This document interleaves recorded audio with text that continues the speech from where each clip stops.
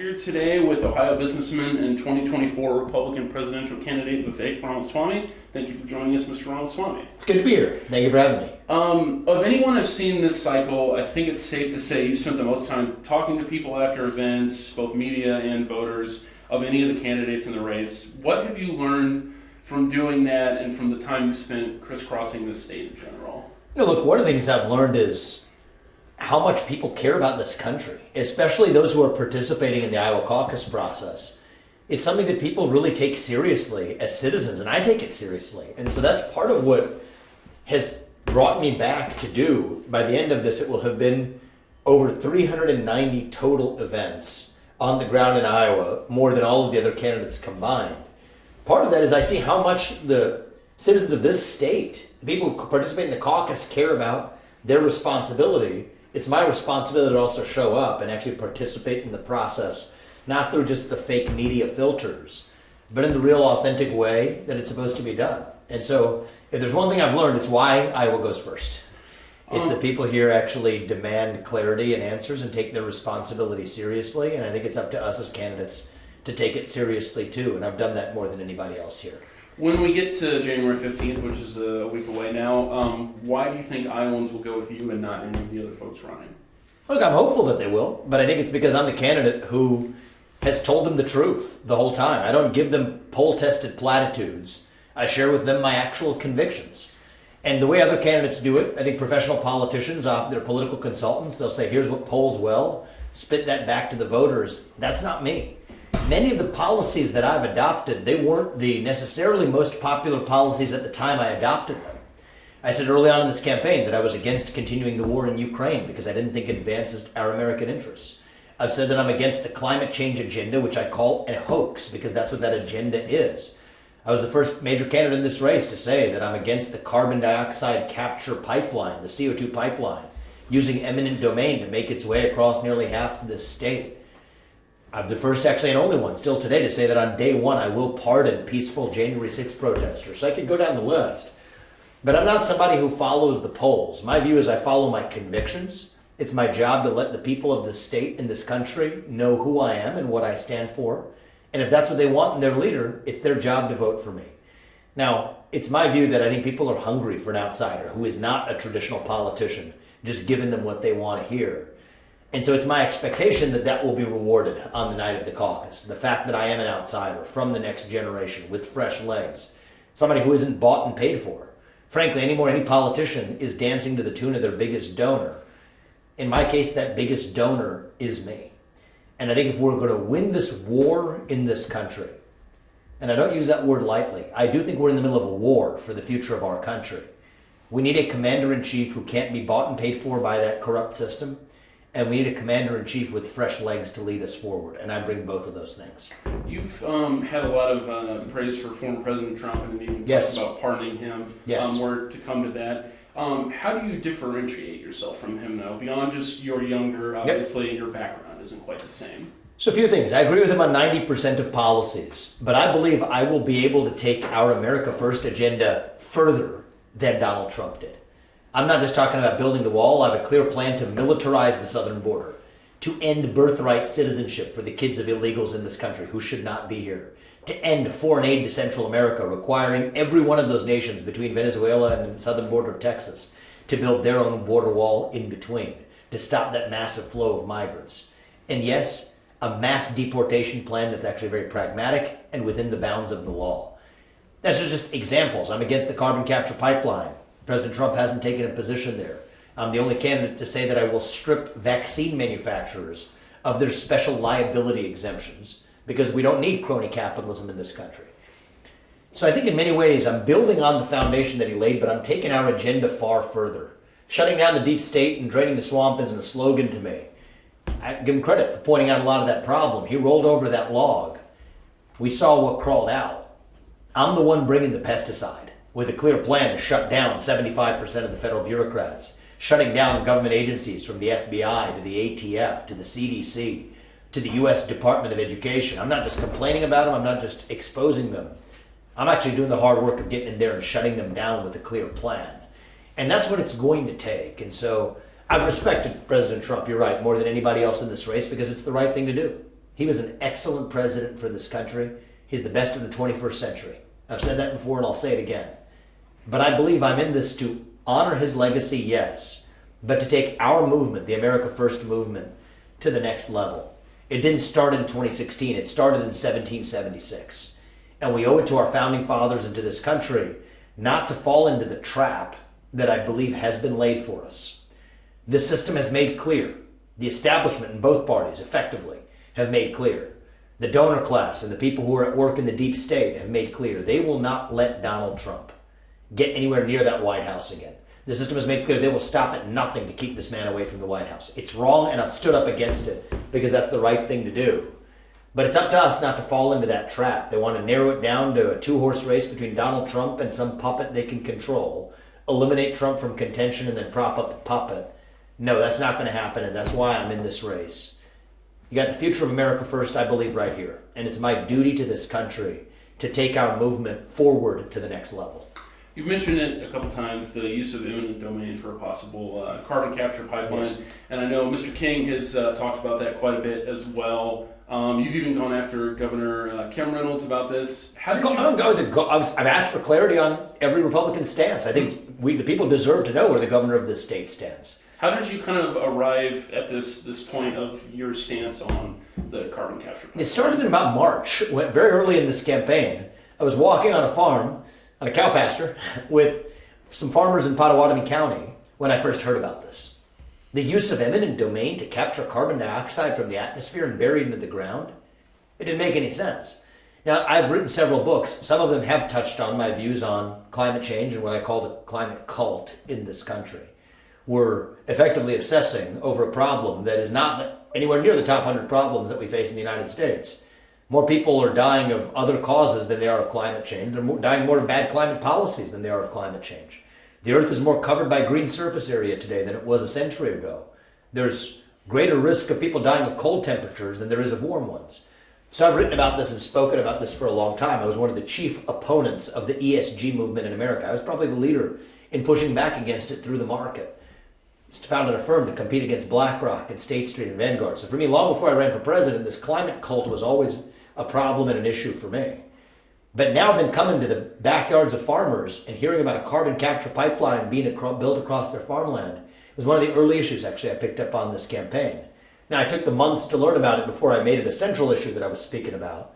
But the more I learned about it, the more I learned that even many of the people in the establishment who were trying to educate me on it were actually being dishonest, saying that they weren't going to use eminent domain. Well, now we see now in the latter half of this year, they're absolutely planning to do it.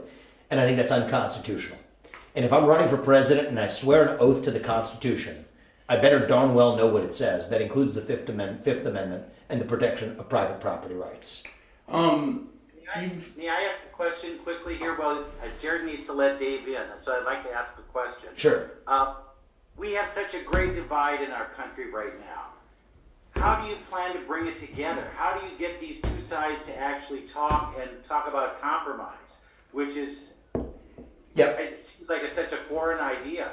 That will our country ever be one where they actually talk about good things and not always what's wrong with the other party? Well, I think one way I look at this, and thank you for the question, is it's not even just two camps. Forget the two parties for a second. What's the founding creed on the back of every one of our coins? In God we trust and e pluribus unum, which is Latin for from many, one. That's what we've lost in this country. So I say forget about black versus white or even red versus blue for a second, and let's answer, what does it mean to be an American? So the only part I disagree with in your premise is I do care deeply about reuniting this country. I mean, that's one of the core goals for me as the next U.S. president is to revive and reunite this country. But I don't think we're going to do it through compromise.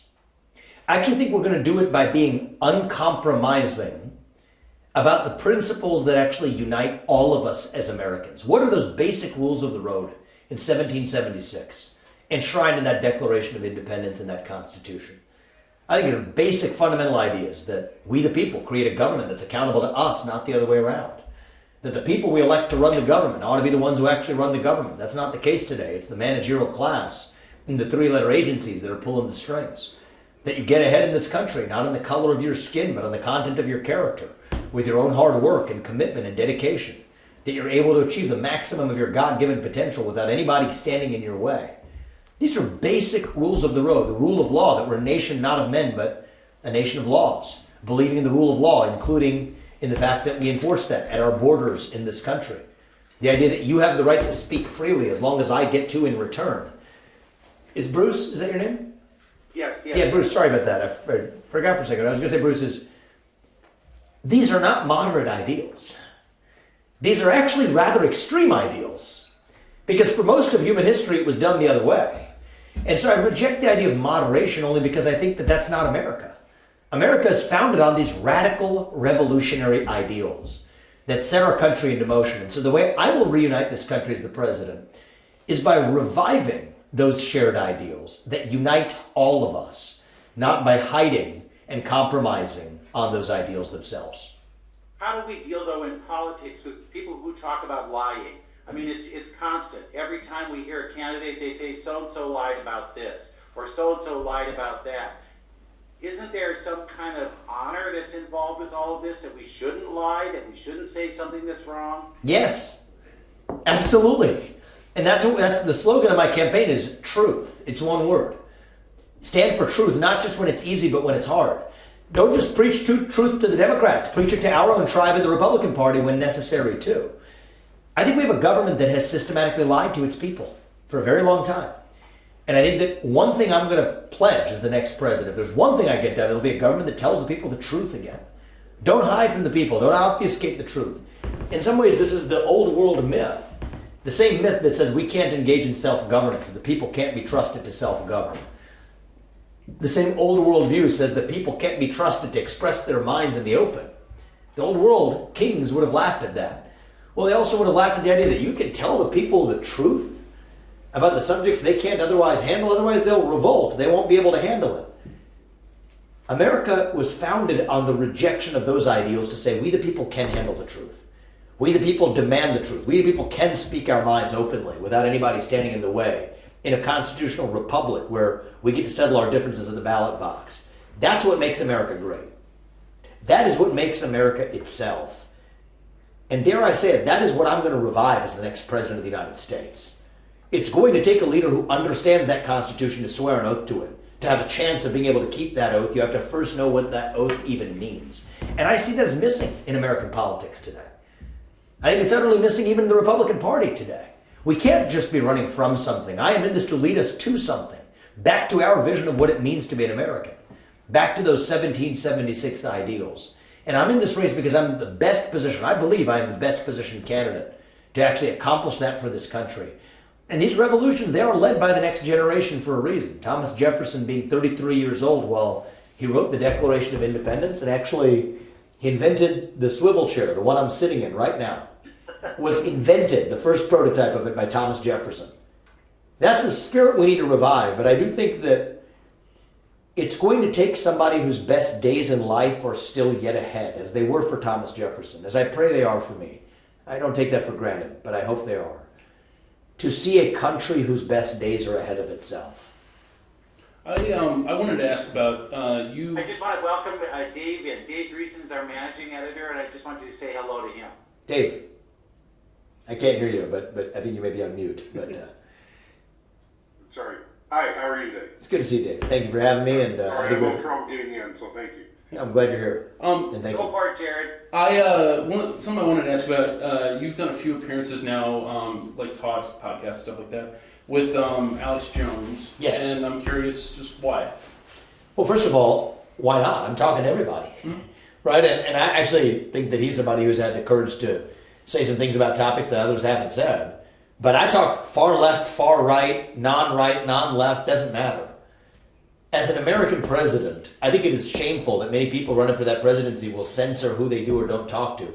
If I'm going to sit across the table from Xi Jinping, I better be willing to sit across the table from you all or anybody else in this country. And so that's what I believe this country was founded on. The free and open exchange of ideas, the freedom to practice and worship as you see freely without the government getting in the way, the freedom to express your mind without the government getting in the way. Yes, that's what I think this country was founded on. I think we're stronger for it. So I've probably talked to a couple thousand hosts or podcast hosts over the course of this campaign. And my answer always has been, we have a rule in this campaign, it's the talk to everybody rule. We're never going to decline somebody because of any reason or other. Do you take any issues with him, though? It's clear from testimonies from the Sandy Hook trials that he added to the pain of families that were dealing with the loss of their children. Well, my first conversation with him, the first time I ever met him, I sat down, I brought that up, and actually one of the things that struck me is that he apologized for that. I expected him to push back. He said he's apologized for it. And what he told me is he apologized. He's been wrong before. He was wrong there. And there wasn't much more to talk about after we went through his own acknowledgement of the fact that what he said was wrong there. But I think that we can't be the kind of country that says if you've once said a wrong thing, we'll cut off your tongue. Or most of the people who are in the media today would not have a tongue. I think that's exactly where we would be. And so for me as a person who's running to lead the free world, for me to preordain judgment to say that there's certain people who may not be talked to because they once made a mistake or said a wrong thing, that would eliminate me from talking to pretty much most of the mainstream media today, and I haven't done that either. So that's where I am. Something several candidates in the field have talked about is banning TikTok. You've said the app should be banned because it's controlled by China, and you've called it digital fentanyl. Should be banned for kids under the age of 16. Under the age of 16. Because it's part of a broader vision that I don't think kids under the age of 16 should be using any algorithmic social media. But the real issue is not even just with TikTok. It's with all social media companies and internet companies that do business in China. What we really need to ban is handing over U.S. user data to the CCP, whether that's done by an American company, a German company operating in the U.S., or a Chinese-owned company operating in the U.S. Tech companies should not be handing over U.S. user data to the CCP. Get to the root cause and actually address it. That's what I've stood for. You've done chats with Mr. Musk and one of the financiers of Twitter in the past, and I think up to the president has been Saudi Arabia. So should Twitter be looked at too because of buy-in from a foreign entity? So I'm actually principled on this. Like I said, the main issue is whether you're an American company or not, are you handing over U.S. user data to the CCP? That's the issue. So I've called out Airbnb. According to Wall Street Journal reporting and also other reporting that I also included in my first book, Woke Inc., it's absolutely the case that, based on that reporting at least, it would seem, that Airbnb is handing over U.S. user data, or has been for years, to the CCP. Sean Joyce, their chief privacy officer, resigned over concerns over that very act. So my view is apply the same standards to all companies regardless of the nationality of their ownership. They should not be collecting the data of U.S. customers to hand over to the CCP without disclosure. That's what I stand against. And so I'm principled on that rather than just hand-wringing, which is what some Republicans engage in because they heard of TikTok yesterday and their polling said it was a popular thing to say something negative about it without understanding the first thing about what it is or what's going on behind the scenes. I prefer to get to the root cause, and that's what I've done and the positions I've taken. An Iowa issue I wanted to ask about. This past year in 2023, the state of Iowa passed a law scrutinizing the kinds of books available for kids to read in schools. And the Sioux City School District was one of a couple of public school districts in the state that's being named in a federal lawsuit now regarding the matter. Why should government be making decisions on what literature should or shouldn't be in schools? Well, I don't think the government should, and I don't think is, to my knowledge, making viewpoint-based decisions and censoring certain views over others. That's what the First Amendment protects against. But that's different from saying that obscene materials that are, as on the scale of obscenity, age appropriate or not, are shown to children. See, that's a very different judgment. And so if something does not have particular literary, artistic, or age-appropriate merit, I don't think that it's a First Amendment violation to say that kids should not be exposed to lewd or obscene material before they're of age to be able to process what that actually means. So lewdness and obscenity, that doesn't belong in the classroom. Age appropriateness is an appropriate judgment to make. Viewpoint censorship is not an appropriate judgment to make. And that's where swearing an oath to the Constitution while being a principled leader of this country, it comes down to being able to draw those distinctions. Don't some of these laws, because some of them do seem a little broad, don't some of them kind of risk maybe throwing out some things that they could be seen as having merit? Well, I'm sure some of these laws have been sloppily written, so I haven't gone one by one and looked at every state's law, and I actually, in so many categories, have long been an opponent of vaguely written statutes in the first place. It's up to state legislators to be very precise about the circumstances in which a given behavior is banned or not. You can't have a speed limit sign outside of here, especially on a snowy day, which says, don't drive too fast. How fast is too fast?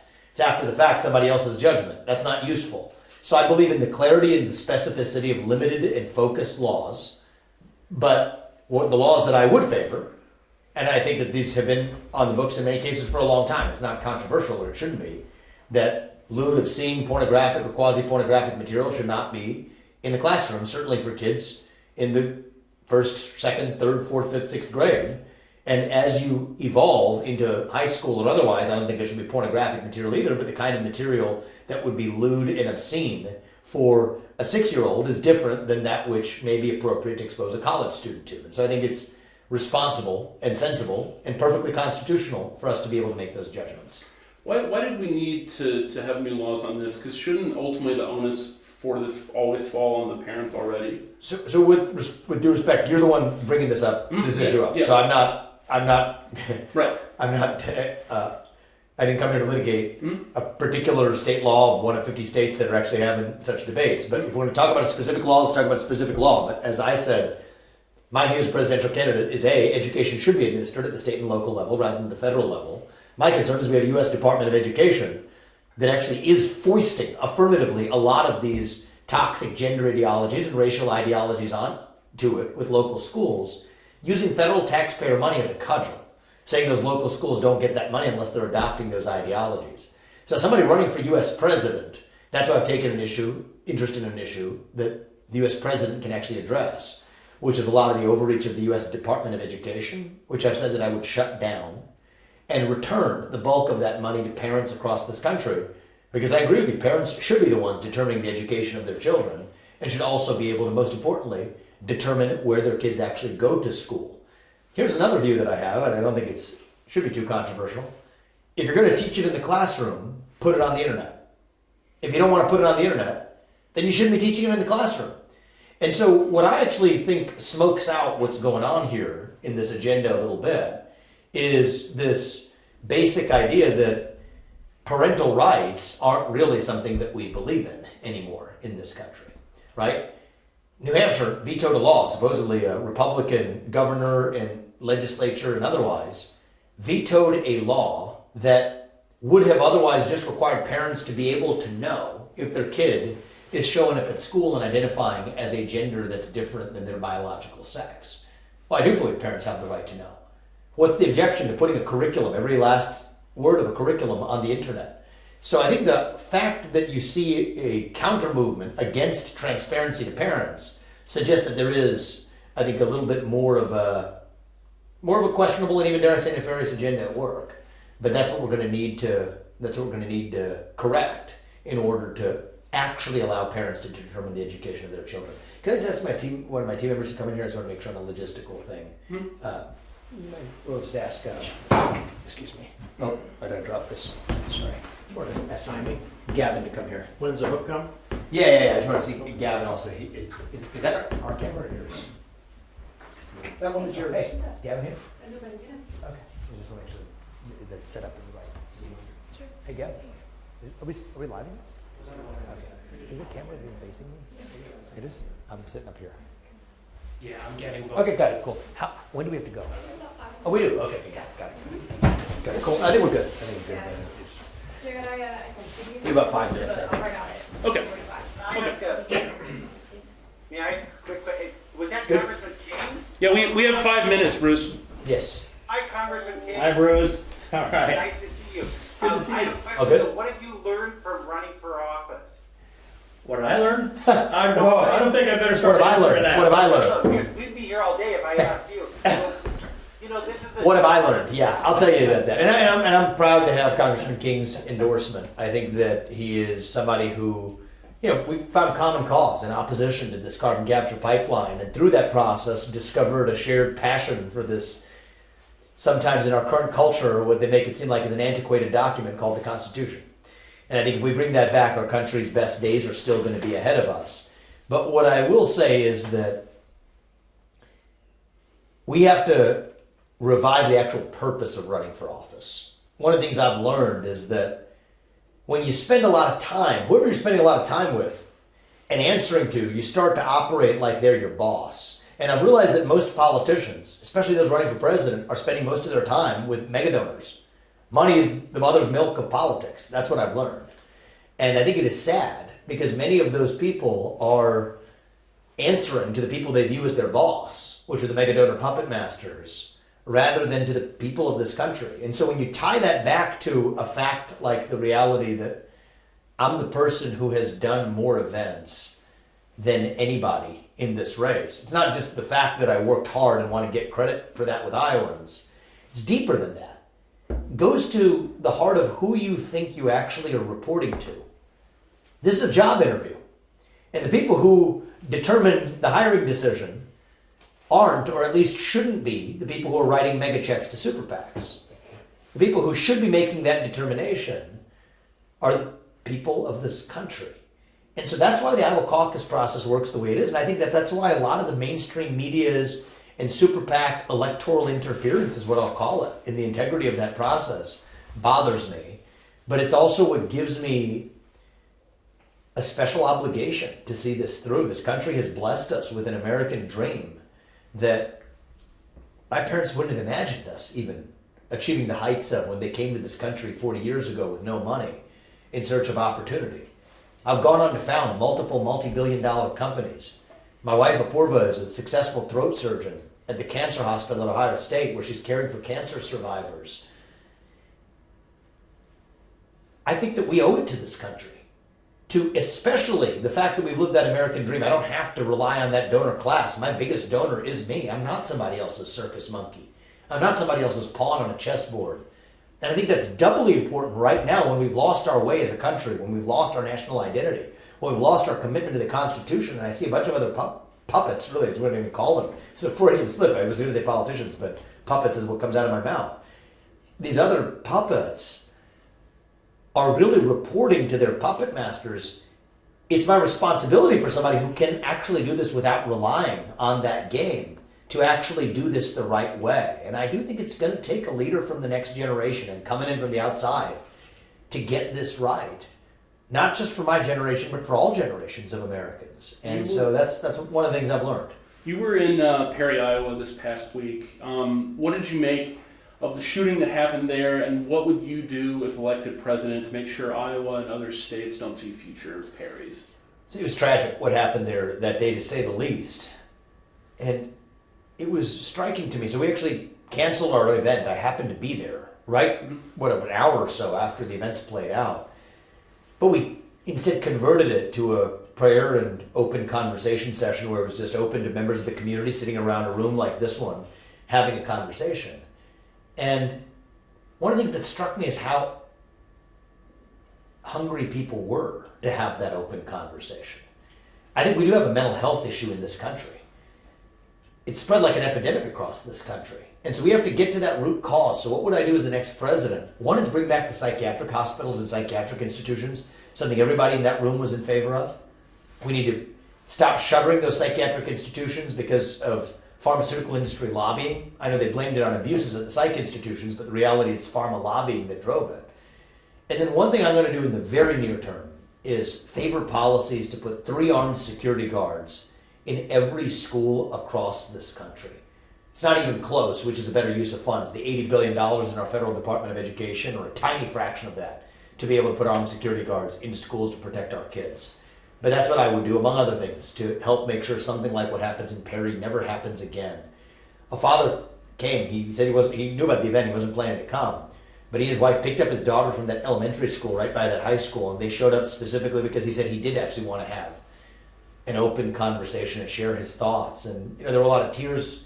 It was a tearful room, but it was also a room where I think that, God forbid a tragedy like that happen again, I think something positive came out of the hour and a half that we spent with the people of that community on that morning, allowing people to speak openly and in a very raw and honest but emotional way to say that if something comes of this, let it be that this tragedy never happen again, and 3 armed security guards in every school across this country would be the best darn bet to make sure that it doesn't. There are I think there are young people in other countries that obviously are dealing with mental health issues as well.